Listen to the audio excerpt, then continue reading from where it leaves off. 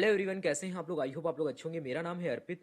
तो आज के वीडियो में यार हम बात करने वाले हैं एफएसएसएआई के लेकर के, जो भी रिक्रूटमेंट को लेकर के कुछ बहुत सारे डाउट्स हैं। नंबर ऑफ डाउट्स हैं लोगों के, अभी भी सॉल्व नहीं हुए हैं। आज जो है एफएसएसएआई का लास्ट डे है, यानी कि आप अपने फॉर्म को आज लास्ट डे अप्लाई कर सकते हैं रात 12 बजे से पहले। ठीक है, तो ये सारी कुछ इंपॉर्टेंट इन्फॉर्मेशन इस वीडियो में देखेंगे हम। नंबर ऑफ डाउट्स को कवर करने वाले हैं इसमें। एक तो एलिजिबिलिटी को लेकर बहुत सारे लोगों को डाउट है कि अगर वो अप्लाई कर सकते हैं या नहीं कर सकते। ठीक है, दूसरा डाउट ये है, बहुत सारे लोगों ने पेमेंट कर दिया है, पेमेंट आपका रिफंड होगा कि नहीं होगा। और नंबर ऑफ डाउट्स ये भी हैं कि कुछ लोगों ने इन्फॉर्मेशन गलत फिल कर दी है, वो कैसे करेक्ट होगी। और ये भी है कि वो सेंटर चेंज करना चाहते हैं, चेंज कर पाएंगे। नंबर ऑफ डाउट्स है, बहुत सारे हैं, सभी को लगभग हम इस वीडियो में कवर करने वाले हैं। ठीक है, तो वीडियो पूरा देखिएगा, प्लीज इस वीडियो को स्किप मत करिएगा। इसके साथ ही साथ यार, अगर आप चैनल पर नए हो तो प्लीज यार चैनल को सब्सक्राइब कर देना, ऑल नोटिफिकेशन बेल को जरूर ऑन कर देना, जिससे अगर कोई इंपॉर्टेंट इन्फॉर्मेशन आती है, जो कि जेन्युइन इन्फॉर्मेशन अगर कोई आती है, तो हम उसको अपलोड करते हैं, जिससे आपको एक ऑथेंटिक इन्फॉर्मेशन मिल सके और आपका टाइम जो है वो काफ़ी सेव हो सके और आप बहुत ज़्यादा डाउट्स भी ना रहें आपके पास में, और आप एकदम अच्छे तरीके से तैयारी कर सकें। इसके साथ ही साथ इन 3 जगहों पे आप हमें फॉलो कर सकते हैं। ठीक है, तो चलिए हम चलते हैं। एफएसएसएआई ने कुछ एफएक्यू जो है वो अपलोड की है अपनी वेबसाइट पे, जिनको हम देखेंगे और वहां पर आपके सारे डाउट्स, जब जो भी है लगभग सारे डाउट्स क्लियर हो जाएंगे। ठीक है, तो आप वीडियो में बने रहिएगा, प्लीज वीडियो को स्किप मत करिए। ये आप देख पा रहे हैं आपके सामने कुछ जो है एफएक्यू हैं, जो कि एफएसएसएआई ने अपनी वेबसाइट पे अपलोड किए हैं, इन्हें आप भी पढ़ सकते हैं। तो यहाँ पर हम थोड़ा सा डिस्कशन करेंगे इसको लेकर के, जो नंबर ऑफ डाउट्स हैं आपके वो क्लियर हो जाएंगे, क्योंकि बहुत सारे लोगों को चैट में जवाब दे पाना मुश्किल होता है। हम देख रहे हैं कंटिन्यूअसली मैसेज जो है वो टेलीग्राम पे भी आ रहे हैं और व्हाट्सएप पे भी आ रहे हैं, तो पॉसिबल नहीं है कि हम हर जगह रिप्लाई दे पाए। ठीक है, तो यहाँ पर अगर हम सबसे पहले अगर बात करें तो एलिजिबिलिटी कट ऑफ का मतलब यहाँ पर ये है कि कुछ लोग अभी जो कंफ्यूजन में है कि ये एलिजिबिलिटी कट ऑफ डेट क्या है। तो इसका मतलब ये है कि 12 नवंबर 2021 से पहले आपको अपनी जो भी एलिजिबिलिटी है उसको कंप्लीट कर लेना है। एलिजिबिलिटी यानी कि आपकी जो एजुकेशनल क्वालिफिकेशन है और जो आपका एज क्राइटेरिया वगैरह है, उसको आपको इस डेट को फुलफिल करना है। ठीक है, तो ये आपको समझ में आ गया कि यानी कहने का मतलब ये है कि 12 नवंबर 2021 से पहले आप अगर मास्टर्स के थ्रू अप्लाई कर रहे हैं या फिर आप ग्रेजुएशन के बाद अप्लाई कर रहे हैं, तो आपकी क्वालिफिकेशन इस डेट के पहले कंप्लीट हो जानी चाहिए। यहाँ पे कंप्लीट हो जाने का मतलब ये नहीं है कि अगर आपके पास डिग्री नहीं आई है तो भी आप अप्लाई कर सकते हैं। ठीक है, अगर आपके पास डिग्री नहीं है तो भी आप एलिजिबल हैं, लेकिन आपका पीडीसी सर्टिफिकेट आपके पास होना चाहिए, या फिर आपका जो ऑल ओवर रिजल्ट है वो डिक्लेयर होना चाहिए। यानी कि आपको जब आप फॉर्म फिलअप कर रहे हैं तो वहां पर आपको अपने मार्क्स फिलअप करने होंगे। ठीक है, आपको अपने मार्क्स फिलअप करने होंगे, जिससे आप अपना फॉर्म जो है वो कंप्लीट कर पाएंगे। तो फॉर्म तभी आप, मतलब एक तरीके से आपका रिजल्ट जो है वो पूरी तरीके से डिक्लेयर होना चाहिए इस डेट के पहले। डिग्री नहीं मिली है तो भी आप अप्लाई कर सकते हैं। यहाँ पर ये लिखा हुआ है कि आप एग्जामिनेशन सेंटर को चेंज कर सकते हैं या नहीं चेंज कर सकते हैं। तो यहाँ पर ये है कि आप एग्जामिनेशन सेंटर को चेंज नहीं कर पाएंगे। जो भी आपने फिल कर दिया है आप उसमें कोई भी चेंजेस नहीं कर सकते हैं। और जो लोग अभी आज फॉर्म भरने वाले हैं आगे, उनको ध्यान देना है और उनको ये सारी चीजें सोच समझ करके भरनी है। ठीक है, उसके बाद में अगर बात करें, यहाँ थर्ड क्वेश्चन ये है कि can we request for additional examination centre. तो यहाँ पर ये भी लिखा हुआ है कि additional examination centre can not be catered for at this stage. और उसके बाद में ये लिखा है candidate are to select the centre most suitable to them for the list of centre. यहाँ बहुत सारी चीजें ये हैं कि जैसे आपको 3 सेंटर चूज करने हैं, इसमें आप कुछ भी नहीं कर सकते हो सकता है कि आपकी जो फर्स्ट प्रेफरेंस है वही आपको मिले, हो सकता है आपको थर्ड प्रेफरेंस मिले। ठीक है, इसमें आप कुछ भी नहीं कर सकते हो, तो अपने आसपास आपको देखना है, आपके नियर में जो भी है आपको उसके अकॉर्डिंग यहाँ पर सेलेक्ट करना है। फोर्थ की अगर बात करें तो I made payment, my account was debited. कहने का मतलब यहाँ पर वही है कि जो नंबर ऑफ डाउट्स लोगों के आ रहे हैं कि उनका पेमेंट उन्होंने एक बार दो बार किया, लेकिन उनका जो पेमेंट है वो कट गया है, उनका अकाउंट से जो अमाउंट है वो डेबिट हो गया है, लेकिन उनका फॉर्म जो है पेंडिंग दिखा रहा है या फिर अनसक्सेसफुल पेमेंट दिखा रहा है। तो ये सारी चीजें आप देख रहे हैं। पहली बात तो यहाँ पर यह है कि आपको 48 आवर्स के लिए वेट करना है, लेकिन अभी तो टाइम है नहीं कि अब अगर आप अप्लाई करते हो तो अगर ऐसा क्या होता है तो उनके लिए ये है कि देखो, जब भी आप यहाँ पर फीस को पे कर रहे हो तो आपको एक चीज ध्यान देनी है कि आपको डेबिट और क्रेडिट कार्ड का यूज कम करना है। आपको यूपीआई वाले ऑप्शन में जा करके, यूपीआई में भी जा करके वहां पर क्यूआर कोड का ऑप्शन है, उस क्यूआर कोड पे क्लिक करना है। सिंपली आपको फोन पे, गूगल पे, किसी भी यूपीआई एप्लीकेशन से उसको स्कैन करना है, इजिली आपका पेमेंट हो जाएगा। अगर आप सही से नेटवर्क जोन में है, तो अगर वहाँ पर नेटवर्क प्रॉब्लम है तो हो सकता है आपका जो पेमेंट है वो पेंडिंग मोड में चला जाए। ठीक है, ये एक इंपॉर्टेंट चीज़ हो गई। इसके साथ ही साथ जो लोग ये अगर कर चुके हैं तो बहुत सारा पेमेंट जिनका कट चुका है, यानी नंबर ऑफ टाइम्स उनका पेमेंट जो है वो डेबिटेड हो चुका है, वहाँ पर उन्हें ये काम करना है कि ये जो एफएसएसएआई की जो आईडी है, हेल्प डेस्क वाली ईमेल आईडी, इस पे आपको मेल करना है। मेल आपको जब करना है तो उन्हें प्रूफ देना है, यानी कि बैंक का प्रूफ देना है। इसके साथ ही साथ जो ट्रांजैक्शन आईडी आपको मिलेगी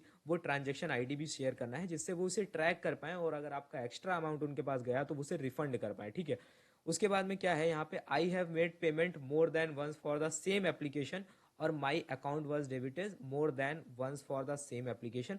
तो यहाँ पर यह है कि please share your registration number और उसके साथ ही साथ जो भी आपका ट्रांजेक्शन आईडी है उसको आपको शेयर करना है। ये बात हम कर चुके हैं। ठीक है, उसके बाद में यहाँ पर पूछ रहा है कि what is the pay equivalence और public sector bank insurance companies. देखो यहाँ पर ये है कि जहाँ पर थोड़ा सा एक्सपीरियंस वगैरह चाहिए ना, तो वहाँ पर देखा होगा कि आपने मांगा हुआ है कि उनका जो एक सीटीसी लेवल है, आप अगर 10th पे लेवल पे अप्लाई कर रहे हैं तो उसके पहले आपके पास अगर एक्सपीरियंस है तो आपका सीटीसी जो है लगभग इतना होना चाहिए। ठीक है, तो ये सारी चीज़ें जो उनके लिए हैं जो एक्सपीरियंस कैटेगरी में अप्लाई कर रहे हैं और डायरेक्ट रिक्रूटमेंट में, और जो लोग विदाउट एक्सपीरियंस जैसे technical officer, food safety officer और इसके साथ ही असिस्टेंट वगैरह, उन सब लोगों को इन सब चीज़ों से कोई लेना देना नहीं है। ठीक, इसको आप स्किप कर सकते हैं। ठीक है, उसके बाद में क्या है, I met the eligibility criteria for advertise position, however I am currently in final year और सेमेस्टर और my qualifying degree, can I apply. पर क्लियरली मेंशन है candidate should fulfil the eligibility criteria for advertise position in all respect on the cut off date, यानी कि 12 नवंबर से पहले आपको कर लेना है। ठीक है, तभी आप अप्लाई कर पाएंगे। ठीक है, उसके बाद में यहाँ पर दिया है I am working with centre और स्टेट गवर्नमेंट पीएसयू। अगर इन सब जगह पे आप ऑलरेडी वर्किंग में हैं और अगर आप अप्लाई करते हैं, ठीक है, उसके बाद में आपका सिलेक्शन हो जाता है, तो डॉक्यूमेंट वेरिफिकेशन के टाइम पे आपको एनओसी देना होगा, यानी कि नो ऑब्जेक्शन सर्टिफिकेट आपको सबमिट करना होगा। ध्यान रहे जो लोग प्राइवेट सेक्टर में जॉब करते हैं किसी भी प्राइवेट कंपनी में, उनके लिए एनओसी कंपलसरी नहीं होता है, उन्हें एनओसी देने की कोई ज़रूरत नहीं होती। ठीक है, ये उनके लिए है जो ऑलरेडी गवर्नमेंट सेक्टर यानी सेंट्रल गवर्नमेंट या स्टेट गवर्नमेंट या फिर पीएसयू के अंडर में काम करते हैं। ठीक है, तो ये डाउट आपका क्लियर हो गया।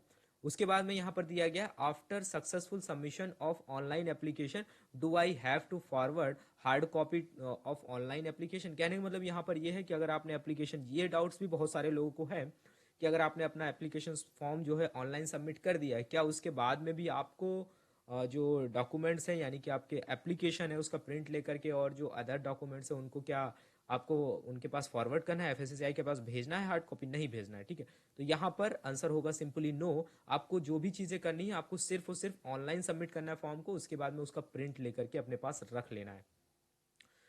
नंबर 10 की अगर बात करें, can I apply for more than one post. Yes, आप एक से ज़्यादा पोस्ट के लिए अप्लाई कर सकते हो। A candidate can apply for more than one post, separate application are required to submit for each post. यहाँ पर एक सजेशन ये हो सकता है कि यार बहुत सारे लोग जो टेक्निकल पोस्ट के लिए अप्लाई कर रहे हो, टेक्निकल पोस्ट कौन सी हैं, यानी कि food safety officer, technical officer, ये सारी टेक्निकल पोस्ट हैं। उसके साथ में आप सोच रहे हो कि हम जूनियर असिस्टेंट और असिस्टेंट के लिए अप्लाई करें, जो कि एक नॉन टेक्निकल पोस्ट है। ठीक है, तो दोनों के जो नंबर ऑफ क्वेश्चंस आने वाले हैं जनरल पार्ट ए में, यानी कि जो आपका रीजनिंग और एप्टीट्यूड वाला, वहाँ पे दोनों में डिफरेंस होगा। ठीक है, जो अगर टेक्निकल पोस्ट में अप्लाई करो तो वहाँ पे रीजनिंग का लेवल जो है, मैथ का लेवल है थोड़ा कम होगा, लेकिन नॉन टेक्निकल में उसका लेवल हाई होगा। तो आप दो जगह पे लेकर, अगर आप बहुत स्ट्रांग हैं, आपका बैकग्राउंड बहुत अच्छा है, आप दोनों में ही टेक्निकल पार्ट और नॉन टेक्निकल में काफ़ी अच्छे हैं, तभी आप दोनों में अप्लाई करें। बहुत सारे लोगों ने अप्लाई कर दिया है तो उसमें कुछ नहीं कर सकते। उसके बाद में बात कर रहे हैं डिग्री क्वालिफिकेशन, और ये यहाँ पर, हाँ, ये जो डाउट था इसको लेकर हमने टेलीग्राम में भी एक पोस्ट किया था कि बहुत सारे लोग ये कह रहे हैं कि जैसे वो जो डिग्री और जो क्वालिफिकेशन जो चाहिए, ठीक है, माना कि वो जैसे मान लेते हैं कि वो अलाइड फील्ड से बिलोंग करते हैं, यानी कहने का मतलब है लाइफ साइंस से रिलेटेड कोई भी फील्ड है, जूलॉजी है, बॉटनी है, ठीक है, केमिस्ट्री है, बायोकेमिस्ट्री है, इस तरीके से अगर वहाँ पर चीज़ें आपको शो नहीं हो रही है, मान लिया आप सेंट्रल फूड सेफ्टी ऑफिसर के लिए अप्लाई करते हो, वहाँ पर आपको कुछ ही डिग्री दिखेंगी, ठीक है, यानी कि biochemistry, biotechnology, microbiology, agriculture, oil technology, ठीक है, फूड टेक्नोलॉजी, ये कुछ मेजर आपको वहाँ पर शो होंगे, लेकिन इसके अलावा बॉटनी, जूलॉजी, ये सारी चीज़ें आपको वहाँ पर नहीं दिखेंगी, नहीं आपको होटल मैनेजमेंट दिखेगा, नहीं आपको बी फार्मा दिखेगा। तो यहाँ पर कहने का मतलब ये है कि आप उनके लिए अगर अप्लाई करना चाहते हैं तो आप अप्लाई कर सकते हैं। वहाँ पर एक ऑप्शन आपको दिखेगा इक्विवेलेंट वाला, ठीक है, आप इक्विवेलेंट सेक्शन में जा करके, यानी कि अदर क्वालिफिकेशन में जब आप जाएंगे, इक्विवेलेंट क्वालिफिकेशन में जब आप जाएंगे तो वहां पर आप मैनुअली अपने फॉर्म को फिलअप कर सकते हैं। लेकिन यहाँ पर इन्होंने यार एक स्टेटमेंट लिखा है कि candidates have to ensure his educational qualification and experience, if any, as prescribed in the advertisement. Candidate who are in possession of other similar named qualification can apply at their own volition. कहने का मतलब यहाँ पर ये है कि देखो, अगर बहुत सारे लोग यहाँ पर, सबसे ज़्यादा डाउट है बी फार्मा और जूलॉजी, बॉटनी और होटल मैनेजमेंट वाला, जिसके लेकर के मेरे पास सबसे ज़्यादा मैसेज आया। तो मैंने भी सबको यही बोला कि हम यहाँ पर आपको कोई सजेशन नहीं दे सकते, आप अप्लाई कर सकते हो, अपने रिस्क पे आप अप्लाई करो, ठीक है। उसके बाद में जब आप डॉक्यूमेंट्स, मान लिया आप क्वालिफाई कर लेते हो, आप इंटरव्यू देते हो या फिर आप डॉक्यूमेंट वेरिफिकेशन की स्टेज पे पहुंचते हो, तो वहां पर अगर इन्हें लगेगा तो ये आगे फॉरवर्ड करेंगे आपको, नहीं तो आपको वहीं पर डिसक्वालीफाई कर देंगे, ठीक है। वहां पर आप कुछ नहीं बोल सकते हो, इस वजह से इन्होंने क्लियरली यहाँ पर लिख दिया है। तो अगर आप बी फार्मा से हो, अगर आप होटल मैनेजमेंट से हो, आप अदर किसी BAMS हो, किसी से भी हो, तो आप अपने रिस्क पे अप्लाई करिए, यहाँ पर कोई भी रिस्पॉन्सिबल नहीं होगा, ना ही आपकी फीस रिफंड होगी। आप एग्जाम क्वालिफाई कर लेते हो तो उसके बाद FSSAI के ऊपर डिपेंड करता है कि वो आपको सेलेक्ट करते हैं या नहीं करते हैं। ये सारी चीज़ें आपको अच्छे से ध्यान रखनी है, ठीक है। हाँ, लेकिन जैसे कि एक एक डाउट और भी है कि जैसे सेंट्रल फूड सेफ्टी ऑफिसर के लिए आप अप्लाई कर रहे हो, तो वो जो सेम क्वालिफिकेशन है वो सेंट्रल फूड सेफ्टी ऑफिसर में डिग्री में तो है, बट मास्टर डिग्री में केवल केमिस्ट्री है। तो यहाँ पर यह है कि जितने भी क्वालिफिकेशन डिग्री में है वो सेम आप मास्टर में अप्लाई कर सकते हो। आपको अदर इक्विवेलेंट वाला ऑप्शन चुनना है, उसमें आप मतलब विदाउट एनी हेजिटेशन आप अप्लाई कर सकते हो, वहां पर आपका फॉर्म कभी भी रिजेक्ट नहीं होगा। यानी कि कहने का मतलब यहाँ पर यह है कि जो बैचलर डिग्री में जो क्वालिफिकेशंस हैं सेंट्रल फूड सेफ्टी ऑफिसर के लिए, सेम अगर आपके पास में वही मास्टर्स में है, वही आपने अगर PhD भी किया है तो भी आप अप्लाई कर सकते हो। तीनों में से किसी में भी अगर आपके पास वो सब्जेक्ट है तो आप अप्लाई कर सकते हो, ठीक है। उसके बाद में आगे बढ़ते हैं। यहाँ पर पूछ रहा है कि जो पोस्टिंग वाली, बहुत सारे लोग बोलते हैं कि मुझे अपने घर के पास में पोस्टिंग मिलेगी कि नहीं मिलेगी। तो वही बात है कि जो FSSAI के जितने भी ऑफिसर्स बने हुए हैं, यानी कि रीजनल ऑफिसर्स जो भी बने हुए हैं इस टाइम पे, या फिर फ्यूचर में जो भी बन सकते हैं, जो भी फ्यूचर में ओपन होने वाले हैं, तो वहाँ आपको पोस्टिंग मिलेगी। ये कोई ज़रूरी नहीं है कि आपको पोस्टिंग दिल्ली में मिलेगी या फिर आप जहाँ चाहते हैं आपको वहाँ मिले, ठीक है। तो ये एक इंपॉर्टेंट पॉइंट है, आपको याद रखना है। उसके बाद में can I apply by sending my resume through, नहीं। इस बहुत सारे लोग अगर ये भी सोचते हो, वैसे ये तो कॉमन चीज़ है कि आपको कोई भी रिज्यूमे कुछ भी सेंड नहीं करना है, आपको जो भी करना है ऑनलाइन एप्लीकेशन अप्लाई करना है, ठीक है। और फॉर्म आपका तभी एक्सेप्ट माना जाता है जब आपकी फीस सक्सेसफुली सबमिट हो जाती है। नंबर 14 की अगर बात करें तो यहाँ पर कह रहा है can application fee intimation charges be reduced और waived, the fee is to be paid as per the advertisement, ठीक है। तो जो भी एडवर्टाइजमेंट में लिखा है आपको वही फी पे करनी है। उसके बाद में है what is meaning of departmental candidate, ठीक है। तो यहाँ पर ये है कि जैसा कि आपको पता ही होगा कि जो डिपार्टमेंट में कुछ लोग कॉन्ट्रैक्ट बेस पे ऑलरेडी जॉब कर रहे हैं, तो उनके लिए कुछ यहाँ पर जो 10% का आप देखेंगे कि उनको रिलैक्सेशन मिल रहा है, वो 10% से ज़्यादा नहीं होगा, जो कि ऑल ओवर CBT 2 CBT 1 में टोटल वेटेज है 10%, ठीक है। ये नहीं है कि आपको 10% मिलेगा। तो वहाँ पर जो लोग कॉन्ट्रैक्ट बेस पे नहीं जॉब कर रहे हैं, यानी कि FSSAI में जॉब नहीं कर रहे हैं, उनको बहुत ज़्यादा परेशान होने की ज़रूरत नहीं है, ठीक है। उससे ज़्यादा डर उन्हें लग रहा होगा जो लोग ऑलरेडी FSSAI में जॉब कर रहे हैं। वो जॉब बेशक कर रहे हैं लेकिन पेपर जो है वो सबके लिए कॉमन होगा, ठीक है। तो आपको यहाँ पर डरने की ज़रूरत नहीं है। उसके बाद में कह रहे हैं कि whether CBT stage will be in a pen paper mode, ठीक है। तो यहाँ पर देखो साफ लिखा हुआ है कि फूड एनालिस्ट को छोड़ करके बाकी जो भी चीज़ें होंगी वो किस में होंगी, वो आपका कंप्यूटर बेस्ड टेस्ट होगा, ठीक है। तो यहाँ पर देखो सिंपली लिख दिया है कि जो CBT स्टेज 2 जिसको लेकर के अभी डाउट था, तो जो CBT स्टेज 2 होने वाला है आपका, CBT 1 तो सबको पता है, CBT 2 की अगर बात करें तो यहाँ पर लिखा है कि वो भी आपका कंप्यूटर बेस्ड होगा। यहाँ पर लिखा है no all the tests except for the post of food analyst will be computer based test, ठीक है। कहने का मतलब ये है कि फूड एनालिस्ट को छोड़ करके CBT 2 जो होने वाला है वो आपका कंप्यूटर बेस्ड टेस्ट होगा, ठीक है। और for the post of food analyst the test will be in a pen paper mode, ठीक है। तो वो कौन सा होगा, वो रिटन एग्जाम होगा सिर्फ और सिर्फ फूड एनालिस्ट के लिए, ठीक है। तो आई होप अभी जो है वो सारी चीज़ें क्लियर हो रही होंगी, ठीक है। उसके बाद में क्या है, how to report discrepancy if any in admit card, ठीक है। तो यहाँ पर ये लिखा हुआ है कि अगर ऐसा कुछ होता है, as the discrepancy in particulars in admit card में रेस्ट्रिक्ट एंट्री ऑफ कैंडिडेट, ठीक है, टू द एग्जामिनेशन सेंटर, उसके वहां पे आपको क्या करना है, it is the responsibility of the candidate to ensure correctness of particular mentioned in the admit card. कभी कभी होता है ना कि जब आप एग्जाम देने जाते हो तो वहां पर अगर कुछ इशू होते हैं कि अगर उन्हें कुछ डाउट होता है, वो आपको एग्जाम नहीं देने चाहते हैं, देने एग्जाम देने से रोकते हैं, तो वहां पर आपको देखो सारे डॉक्यूमेंट्स, अपना आधार कार्ड और सारी चीजें अपने पास, अपनी आइडेंटिटी को अच्छे से आपको रखना है, ठीक है। यही एक इशू आता है, कभी कभी होता है फोटो नहीं मैच करती है, कभी फोटो नहीं मैच करती है, कभी कभी देखते हैं कि आपका आधार कार्ड वो मांगते हैं, तो आपको अपनी आइडेंटिटी लेकर के जाना है। आप जब भी एग्जाम एडमिट कार्ड लेकर के एग्जाम देने जाएंगे तो आप कोशिश करो कि जो पासपोर्ट साइज फोटो आपने यूज किया है वो फोटो आपके पास होना चाहिए। इसके साथ ही साथ आपके पास आधार कार्ड होना चाहिए या फिर कोई वैलिड आईडी कार्ड होना चाहिए फोटो के साथ में विद एड्रेस, ठीक है। तो ये सारी चीजें आपको लेकर के जानी है वहां पर, ठीक है। उसके बाद में यहाँ पर ये लिखा हुआ है पेपर, यहाँ पर ये है कि discrepancy if any in question paper during CBT written examination, तो आपको क्या करना है, it is the responsibility of the candidate. देखो सारी रेस्पॉन्सिबिलिटी इन्होंने साफ बोल दी है, कि कहने का मतलब ये है कि एफएसएसएआई या फिर जो एग्जाम लेने वाला सेंटर है वो किसी भी चीज के लिए रेस्पॉन्सिबल नहीं होगा, ठीक है। Responsibility of candidate to ensure that he she has been supplied with correct set of question papers during CBT written examination.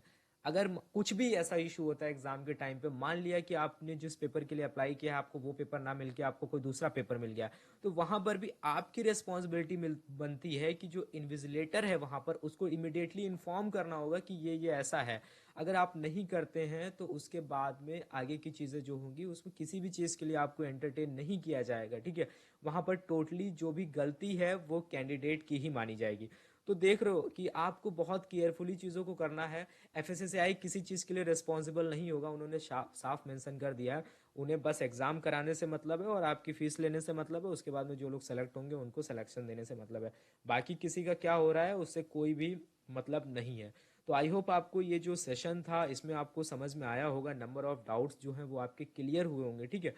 तो अगर आपको वीडियो अच्छा लगा है तो प्लीज़ यार इसे ज़्यादा से ज़्यादा शेयर करना, जिससे जो अभी भी लोगों के अंदर जो भी डाउट्स हैं वो क्लियर हो सकें और वो अपनी एग्ज़ाम की प्रिपरेशन को विदाउट एनी प्रेशर जो है वो आगे बढ़ा सकें और अच्छे से एग्ज़ाम को दे सकें। तब तक के लिए thank you, have a nice day, मिलते हैं नेक्स्ट वीडियो में।